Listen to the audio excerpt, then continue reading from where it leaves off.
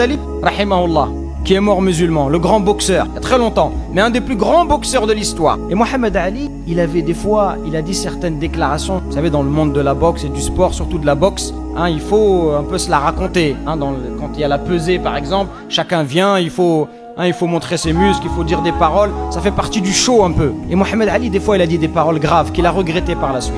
Il disait, par exemple, il y a à peine la place pour qu'une personne rentre. Il disait, même dans une cabine téléphonique, si tu veux me frapper, tu vas pas me toucher.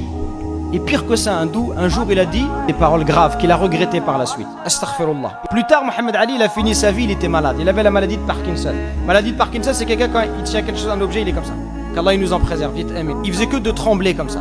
On le voit aux Jeux Olympiques d'Atlanta, il allume la flamme olympique et il tient la flamme et elle bouge comme ça. Regardez ce que lui-même dit, c'est pas moi qui parle, c'est lui-même. Pour vous dire que lui-même, il a compris pourquoi il est tombé malade, pourquoi il a été éprouvé. Il a dit, Dieu m'a donné la maladie de Parkinson pour me montrer que je n'étais qu'un homme comme les autres, que j'avais des faiblesses comme tout le monde, c'est tout ce que je suis, un homme. Lui-même, il a compris que même si t'es fort, peut-être le plus fort sur terre, même si ta droite elle est dévastatrice, t'es qu'un être humain. Aujourd'hui t'es fort et demain tu seras un vieillard en train de marcher avec ta canne.